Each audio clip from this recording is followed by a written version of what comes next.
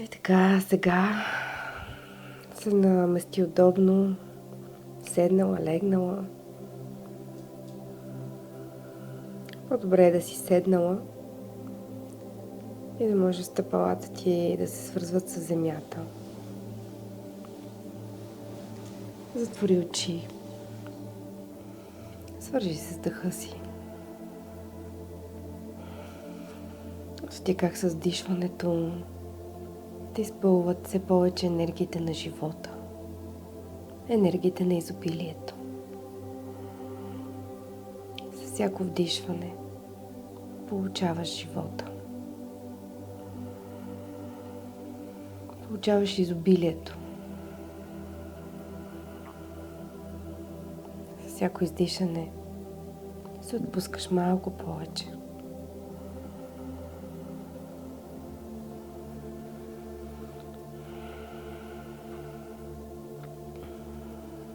Дишай дълбоко и погледни към самия живот, който е като едно слънце, който излъчва.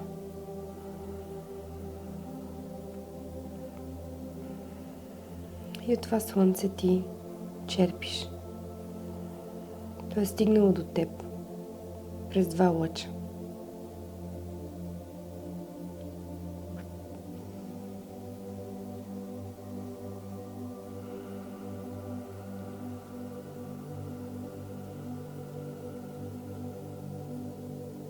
То е стигнало през себето на твоя баща и през отробата на твоята майка, към където се е случил живота, през искрата на любовта.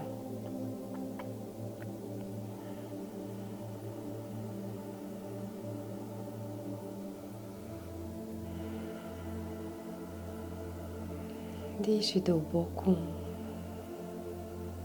Виж доколко си отворена в този момент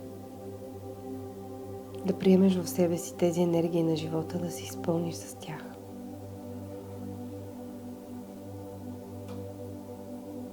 Това е твое право. Да вземеш живота така, както е дошъл до теб. На цената, на която е дошъл. И ти можеш да го направиш във всеки един миг. Да приемеш живота. И да оставиш историите.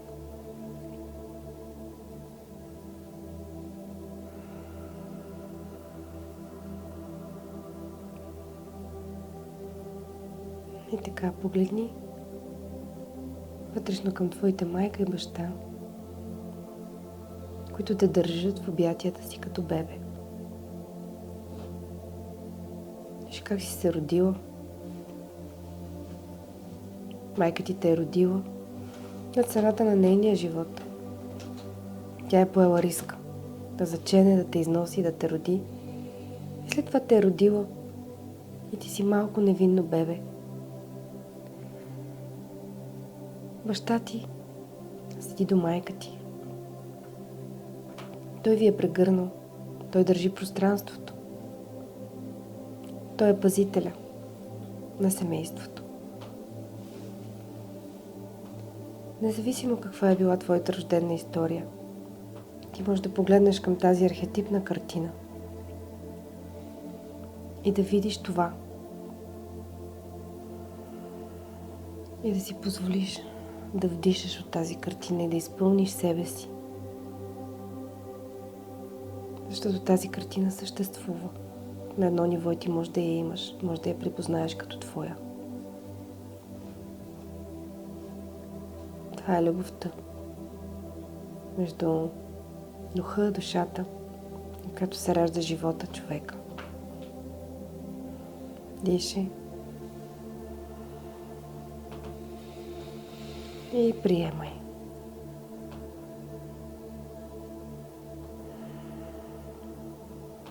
Виж как си в безопасност, в пълна святост с твоите родители, в пълна хармония. Храни се енергийно, Ти получаваш всичко, от което имаш нужда от тази картина. Любящо, безопасно пространство, в което ти си едно дете, плод на любовта на своите родители. И това е така. Дишай дълбоко, позволи на сърцето ти да се насити с тези енергии на живота.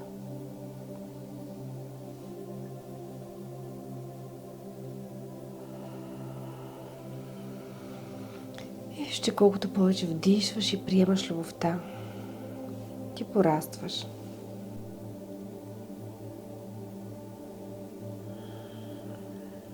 Дишай дълбоко. Изпълвай се с тези енергии и виж как растеш. Как се превръщаш в малко момиче. И това момиче е свободно. Свободно е да отиде и да прегърне майка си, когато има нужда. Свободно е да отиде и да се свърже с баща си, когато има нужда.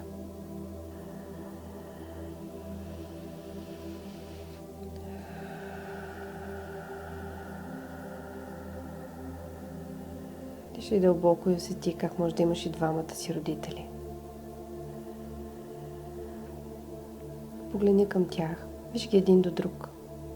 Как се гледат в очите.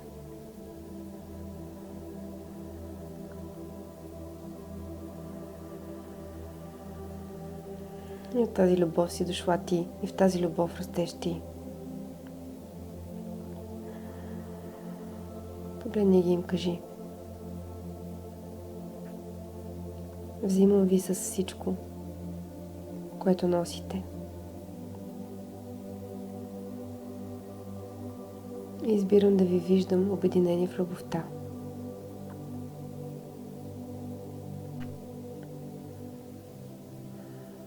А всичко, което не е сработило между вас, не е моя работа. Аз съм плод на вашата любов.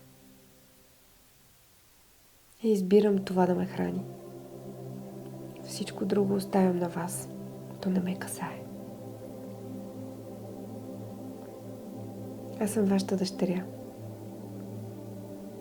Имам право да получавам и от двама ви. Дишай дълбоко.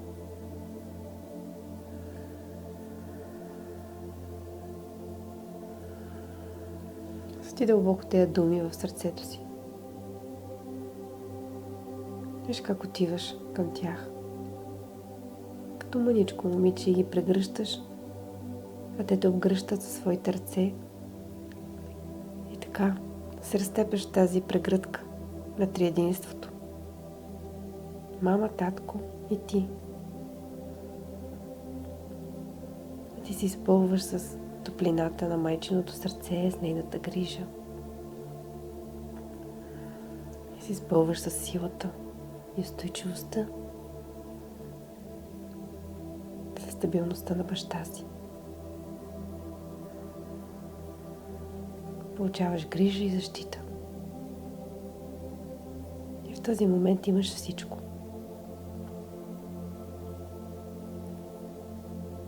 И с това, което получиш тук, от тази картина, на това място, като малко момиченце, ти започваш да растеш вътрешно. Порастваш. И виждаш как се превръщаш в млада жена. Една жена, която е получила майчината любов и бащината закрила. И отново поглеждаш към своите родители.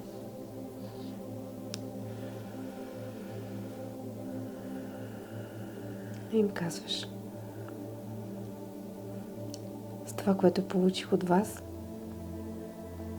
аз пораснах. И сега имам достатъчно, за да се обърна и да погледна към света. И това, което ме чака там, навън. И сега взимам всичко, което ми дадохте, и ще ви обърна гръб, за да погледна напред, навън. и да осъществя всичките дарове от вас като един красив живот, който да имам и във ваша чест.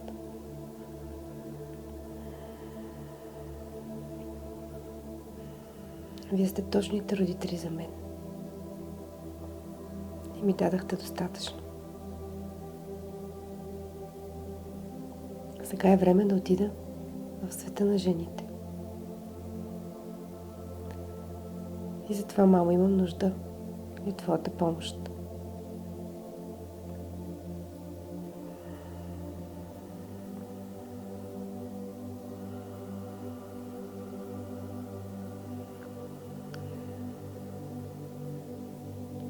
И сега поглеждам и към жените преди теб. Към твоята майка и нейната майка. Виж как те се появяват зад майка ти. Жените преди нея.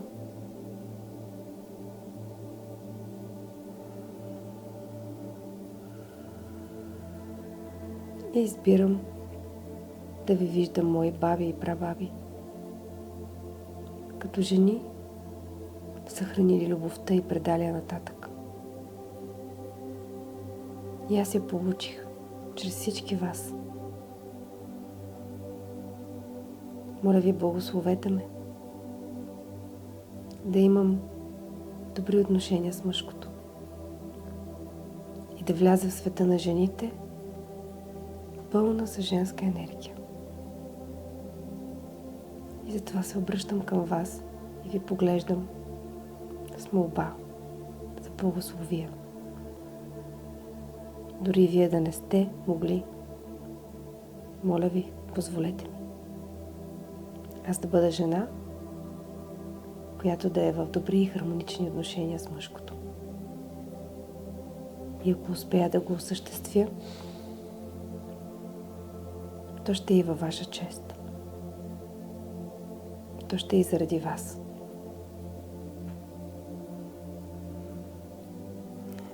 И когато кажеш тези думи, погледни към жените.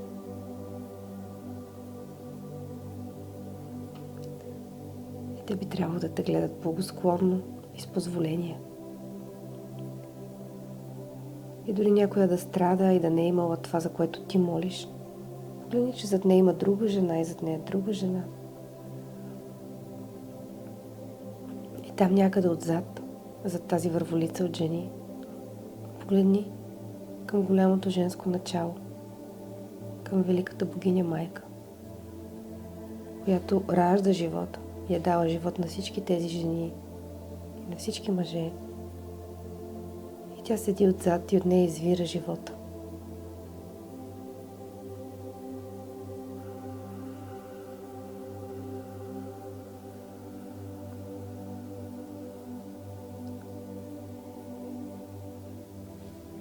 И така, мили мои предшественички, с това, което получих от вас, аз се изпълвам като жена и се обръщам към мъжете като жена.